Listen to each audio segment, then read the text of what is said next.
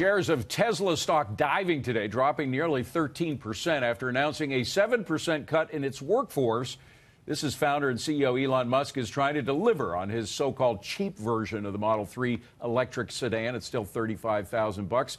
FoxNews.com's automotive editor Gary Gastelu is here with us now. So, Gary, with federal tax cuts for electrics phasing out, is Tesla ever going to be able to make a middle-class car? Yeah, it's getting tough. Look, you know, they've already lowered prices to offset some of that tax cut, but then the tax cut happens again. They get another half of the tax cut in a couple of months, and they're really having trouble getting the price down. They used to $35,000. They haven't gotten to the $35,000 car yet. The cheapest one they're making right now is $44,000, and they can't make money on that.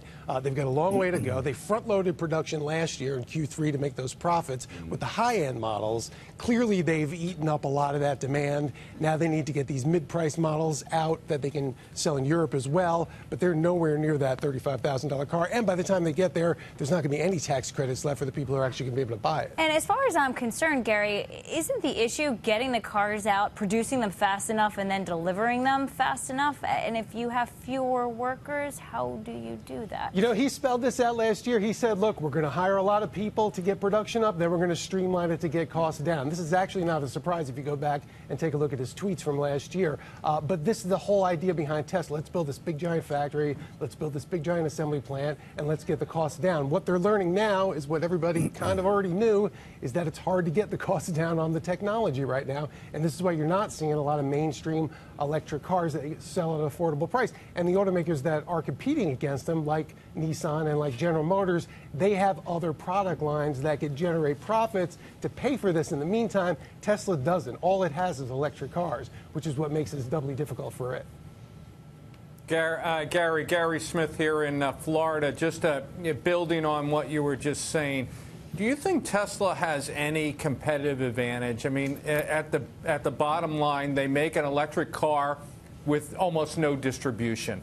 I can't see them competing in the long term, maybe even in the short term, against anyone, Ford, Volkswagen, Subaru, that's coming out with electric cars. Right now, their advantage is technological, and they've got the battery plant, which is important as well. But look at Volkswagen, one of the biggest car companies in the world. They're going to be spending $84 billion to develop electric cars in the coming years.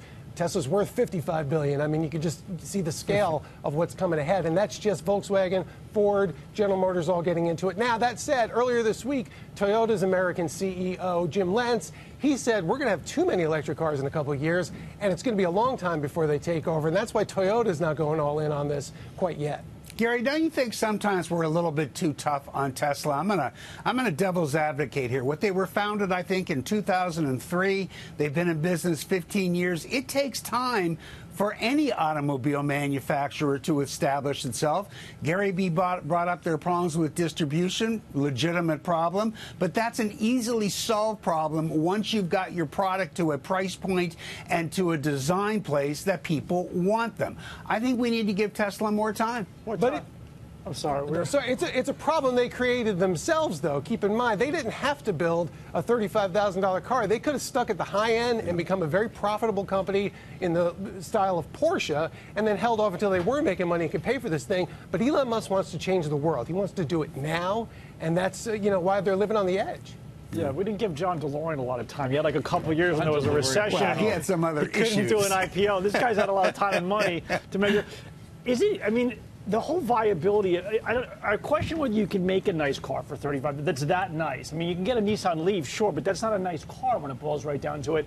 Is this a fantasy he's going after that's going to bring the whole company down? That he should just focus on the luck? It's really cool that people are now buying Teslas instead of like M5s and other high fuel consumption luxury cars. But this is it a myth? Like, is there really a market there below 50,000? Is that even solving the world's problem compared to like making these electric sleds to go through tunnels that he's working on? Well, not even electric sleds. There are these cars that are going to go into those tunnels.